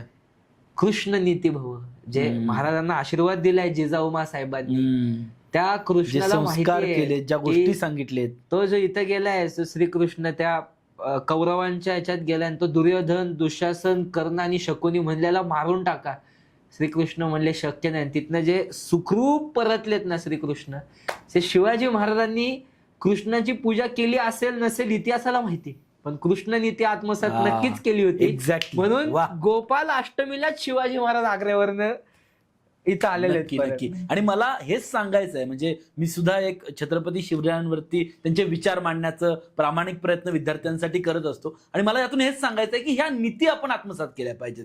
यांचे हे जे कौशल्य होते, हे कौशल्य आपण पुढेपर्यंत घेऊन गेले पाहिजे. हे आपल्या कर्तृत्वामध्ये हे आपल्याला दिसलं पाहिजे खरं तर. आणि माझा आता पुढचा प्रश्न असा आहे की छत्रपती संभाजी महाराज हे म्हणजे 9 वर्षाचे होते ज्यावेळी आग्र्याची भेट औरंगजेबाची झाली. तर महाराजांना वाटेत कुठे सोडलं. नंतर महाराजांचं म्हणजे असंही आपण बघतोय इतिहासामध्ये, असंही आहे की महाराजांचं अगदी ते महाराज शंभूराजे मरण पावले इथपर्यंत महाराजांनी मासाहेबांना सांगितलं. तर हा इतिहास नेमका काय आहे? महाराजांकडे 2 पंत होते आपल्याला माहितीये, कोरडे आणि पंत होते. तर त्यांचं मथुरेमध्ये त्यांचे मेहुणे राहत असत. काशीपंत नाव. काशीपंत. हा. तर काशीपंतांच्या घरी संभाजी महाराजांना ठेवलं, कारण औरंगजेबाने सांगितलं होतं सगळ्या याच्यावरती, म्हणजे सगळ्याकडे ज्या छावण्या होत्या तंगेज वंशातल्या जे सगळे लोक तिथं होते, त्या सगळ्यांना सांगितलं होतं की एक लहान मुलगा आहे त्यांच्यासोबत, तर ही खून ओळखली असती. त्यावेळेस काय घोड्यांची रपेट मारायची होती, म्हणजे घोडा पळवायचा होता वेगाने. तर कदाचित काय असतं, ज्यावेळेस तुम्ही खूप जोरात घोडा, तर 9 वर्षाच्या देहाला ते सहन पण झालं पाहिजे ना. सगळ्या अंगाने विचार करून संभाजी महाराजांना काशीपंतांच्या घरी ठेवलं आणि अगदी सुखरूप स्वतःच्या जीवाची कुठलीही गैर न करता काशीपंतांनी संभाजी महाराजांना रायगडे आणून सोडलं. शिवाजी महाराजांनी त्यांना राजगडे आणून सोडलं आणि शिवाजी महाराजांनी त्यांना हा किताब दिलेला आहे, विश्वासराव हा किताब दिलेला आहे त्यांना शिवाजी. पण छत्रपती शिवाजी महाराज ज्यावेळी आग्र्याहून आले, आपले संभाजीराजे इथेच आहेत मथुरेमध्ये, महाराज पुढे येतात. महाराज पुढे आले आणि महाराजांनी काय केलंय की सांगितलं, महाराजांना मृत घोषित केलं. कोणाला? शंभू महाराजांना. हा. तर तो इतिहास काय आहे नेमका? त्याचं एकदम ठोस पुरावे आपल्याला हातात सापडत नाहीत, पण जेवढं मी वाचलंय, म्हणजे जिजाऊमा साहेबांना एकांतात दालनात घेऊन सांगितलं की शंभू महाराज आहेत, पण ती भुरळ औरंगजेबावरती पाडणं गरजेचं होतं, नाहीतर मग शंभू महाराजांना थेट मारून टाकण्याचाच आदेश होता. कारण काशीपंतांसोबत एक प्रसंग घडलेला आहे की त्या काळातल्या काय प्रथा असतील माहित नाही, पण हिंदू धर्मामध्ये एकदा काही कोणाचंही मौजी बंधन झालं, असं नाही की फक्त ब्राह्मणांकडे मौजी बंधन व्हायचं. शिवाजी महाराजांची मुंज झाली आहे, प्रत्येक म्हणजे कोणी कुठल्याही वर्णातला मनुष्य असत त्याची मुंज होत असत, तर एका ताटात जेवायला बसायचं नाही. ही पद्धती यवनांना माहिती होती. तर एकदा काही सरदार आले त्यांच्या घरामध्ये आणि काशीपंतांना म्हणले, हे संभाजी महाराज आहेत, आम्हाला असं दाट शंका आहे. आणि मग काशीपंत म्हणले नाही. मग ते म्हणले, एक काम करा, तुम्ही एकत्र भोजन करा. मग आणि काशीपंतांनी आणि शंभू छत्रपतींनी एकत्र भोजन केलं की तुम्हाला दाखवायला की आम्ही सगळे एकच आहोत असं. आणि एकत्र भोजन केलं आणि काशीपंतांनी तिथे असे बरं का स्पष्ट बोलेत, म्हणून विश्वासराव किताब दिलाय महाराजांनी की शंभू छत्रपतींना काहीही होऊ नये आणि काही होऊ नये म्हणून हे सुखरूप त्यांच्या घरी निवासस्थानी गेल्यानंतर परत ज्यावेळेस मी काशीमध्ये, मथुरा, काशी, प्रयाग हे सगळे जवळ जवळ आहेत, इथं आल्यानंतर काशीच्या विश्वेश्वरास एक सहस्त्र भोजन घालतो असं वर्णन आहे. म्हणजे 1000 लोकांना जेवण देतो मी, काशीच्या विश्वेश्वरा संभाजी महाराजांना सुखरूप देऊन सोडा असं वर्णन. वा. आता हेच संभाजी महाराज ज्यावेळी खूप साऱ्या लढाया करतायत आणि एकही लढाई ते हरत नाहीयेत, प्रत्येक लढाईत ते अगदी जबरदस्तपणे त्या पुढच्याला चितपट करून सोडतायत आणि अवघ्या काही दिवसातच औरंगजेबाचा टोप तर त्यांनी बाजूला ठेवायला लावलात, पण समस्त हिंदुस्थानात, समस्त जे काही भारतवर्ष आपला भारत देश आहे, या समस्त देशात महाराजांबद्दल अगदी एक आदर, रिस्पेक्ट निर्माण झाला. आणि हे सगळं झालेलं असताना मग महाराजांना पकडलं गेलं आणि महाराजांचा जो क्रूर अंत झाला, त्याबद्दल तुम्ही काय सांगाल? तुम्ही एक आता वर्णन केलं की संपूर्ण देशात संभाजी महाराजांबद्दल काय चर्चा होती ते तुम्हाला सांगतो. तुम्हाला माहितीये अकबर औरंगजेबाला फितूर झाला होता, त्याचा पोरगा. तो दुर्गादास राठोडाकडे जातो. त्या दुर्गादास राठोडाचा मालक औरंगजेबाने काबूलला नेऊन प्रचंड क्रूर मृत्यू घडवून आणला. कोणाचा? दुर्गादास राठोडाचा जो मालक होता त्याचा. तर दुर्गादास राठोड काय म्हणतो, औरंगजेबाच्या विरुद्ध बंड पुकारो. त्यावेळेस औरंगजेब जामा मशिदीत चालला असतो. तो सगळ्या हिंदूंना हत्तीच्या पायाखाली तुडवत तुडवत तसंच जातो नमाज पाडायला. आणि इतका क्रूर होता औरंगजेब.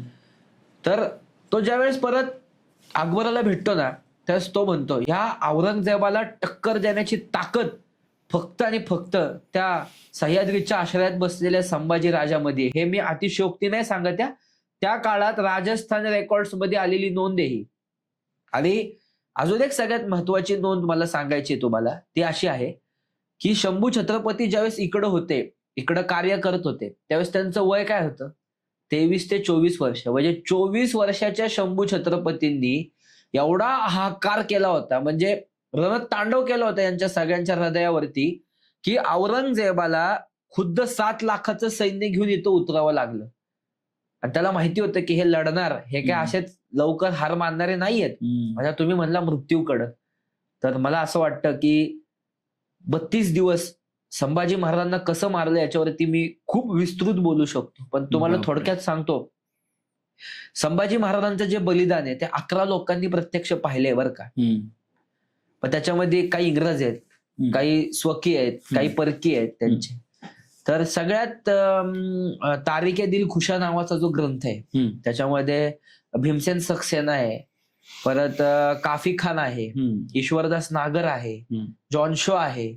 तर मी ज्या वेळेस तारिके दिल खुशामध्ये किंवा भीमसेन सक्सेनाचे जे वर्णन वाचले, तर मला तरी 2 दिवस झोप आली नव्हती. म्हणजे लोकांना ते बलिदान कसं सांगायचं हा प्रश्न आहे. बरोबर. तुम्हाला थोडक्यात सांगतो मी. आपल्याला माहितीये संभाजी महाराजांचे डोळे फोडले होते. संभाजी महाराजांचे डोळे फोडल्यानंतर सुद्धा त्या वेदनेतने ते लवकर बाहेर येऊ नयेत म्हणून तिथे पुढची वेदना देऊस तोपर्यंत तिथे तिखटा मिठाच्या पुढाऱ्या बदलत राहावा अशी आदेश आहे भीमसेन सक्सेनाने लिहून ठेवलेले. कातडी सोडली आपल्याला माहितीये, पण ती कातडी सोडल्यानंतर जे मांस अंगावरती लटकते ते सुद्धा गरम सांगशीत पकडून ओढून काढा असं लिहिलेलं आहे. ज्यावेळेस महाराजांची धिंड काढलेली आहे, असं स्पष्ट उल्लेख आहे 1 लाखाहून जास्त, म्हणजे माझा हा शब्द मी ऐतिहासिक पुराव्यांमधला शब्द वापरतोय, 1 लाखाहून जास्त मुसलमान त्या संभाजी महाराजांच्या त्या धिंडीमध्ये सहभागी होते आणि त्यांच्यावरती नको नको इतका अत्याचार करत होते, कारण हा हिंदूंचा काफर राजा आहे असा अत्याचार शंभू छत्रपतींवरती केलेला आहे. आणि कोणासाठी एवढं संभाजी महाराजांनी बलिदान स्वीकारलं? ह्या भारत मातेच्या कपाळावरचं हिंदुत्वाचं कुंकू अबाधित राहावं म्हणून ते बलिदान संभाजी महाराजांनी स्वीकारले. न भूतो न भविष्यती असं बलिदान कोणीच घडवलेलं नाहीये जे संभाजी महाराजांनी. आपल्याला फार वरवरचं बलिदान सांगितलं जातं, नख उपसले हे ते मला वाटतं ते 1% पण नाहीये संभाजी महाराजांचं. फार छळलंय महाराजांना 30 दिवस, हाकार आग उतरवली होती अंगावरती, पण एकदा सुद्धा थांबा नका मारू मी थांबतो, तुम्ही म्हणताल त्याला विचारधरणीला बळी पडतो असला शब्दच संभाजी महाराजांच्या मुखातून बाहेर आला नाही. आणि अजून एक ऐतिहासिक दुरुस्ती करतो. औरंगजेब असं म्हटलेला नाही की तू जर इस्लाम कबूल केलास तर तुला जीवनदान देतो, असं औरंगजेब म्हटलेला नाही. तो म्हणतोय तू जर इस्लाम कबूल केलास तर माझं जे स्वप्न आहे गजवाई हिंद करायचं ते लवकर पूर्ण होणार आहे. तू काही काळापुरता इस्लाम कबूल कर, मी तुला मृत्यू सौम्य स्वरूपाचा देतो. पण देश धर्म पर मिटने वाला शेर शिवा का छावा था, हेच त्यांच्यासाठी एकही शंभू राजा था. म्हणून मी एक पुस्तिका लिहिली आहे, त्याचा आता 1,25,000 प्रती अवघ्या काही वर्षात पूर्ण झालेल्या आहेत, वितरण झालेले आहे त्याचं. शंभू राजे धर्मवीर नसते तर नाव आहे त्याचं. आणि त्याच्यात आम्ही ह्या सगळा इतिहास खूप विस्तृत आणि सचित्र मांडलाय परत. नक्कीच हे होते आदरणीय ऋत्विक कुलकर्णी सर. खरं तर बोलायला गेलं तर अजून खूप मोठा विषय आहे, कारण ऋत्विक सरांचं, सर आपलं वय काय? माझं आता 26. बघा, वयाच्या 26व्या वर्षी एवढा सखोल आणि गाढा अभ्यास आदरणीय ऋत्विक कुलकर्णी यांचा आहे. मला असं वाटतंय की आजपर्यंत आपण छत्रपती शिवाजी महाराज की जय, छत्रपती संभाजी महाराज की जय असं आपण म्हणत असतो आणि आपण आपल्याला अभिमान आहे, त्याचा आदर आहे, तो राखलाच पाहिजे. पण छत्रपती शिवाजी महाराज की किंवा छत्रपती संभाजी महाराज की जय म्हणण्याआधी आपण त्यांच्या चरित्रामध्ये छत्रपती शिवाजी महाराजांच्या आणि संभाजी महाराजांच्या जीवन चरित्रामध्ये थोडंसं आपलं योगदान दिलं पाहिजे, खरं. वाचन केलं पाहिजे. तर खऱ्या अर्थानं तो जय अजून अभिमानानं येईल. याचा प्रत्यय खरं तर आज मला सर तुमच्या सोबत बोलल्यानंतर आला. मलाही खरं तर खूप खूप आनंद झाला आणि तुमचे आभारी आहोत की ही विचारदर्शिका तुम्ही लोकांपर्यंत घेऊन जाताय, वेगळे वेगळे उपक्रम करताय. त्यामुळे तुमच्या चॅनलचे आणि तुमचे शतदा आम्ही आभारी आहोत की तुमच्यासारखी लोक आहेत जे आम्हाला असं स्थान देतात आणि आम्ही लोकांपर्यंत पोहोचतो. ते खरं तुमच्यासारख्या लोकांमुळे. तुमचे शतदा आभारी. नक्कीच नक्कीच नक्कीच. हे होते, पुन्हा एकदा सांगतोय, ऋत्विक कुलकर्णी सर. नक्कीच सर, पुन्हा एकदा आपण एखादा पॉडकास्ट या विषयावरती अजून डिटेलमध्ये घेऊ आणि अशाच नवनवीन व्हिडिओसाठी, नवनवीन पॉडकास्टसाठी भारी लोक हे मराठमोळं चॅनेल आत्ताच फॉलो करा आणि हा पॉडकास्ट शक्य तितक्या तरुणांपर्यंत पोहोचवा, कारण की हा धगधगता इतिहास प्रत्येकापर्यंत पोहोचणं गरजेचं. जर तुम्हाला सरांची पुस्तकं वाचायचे असतील, पाहायचे असतील, अनुभवायचे असतील, हा धगधगता इतिहास जाणून घ्यायचा असेल तर खाली डिस्क्रिप्शन मध्ये नंबर आहे, नक्कीच तिथून ती पुस्तकं तुम्ही ऑर्डर करू शकता. जय हिंद, जय महाराष्ट्र. जय हिंद, जय महाराष्ट्र.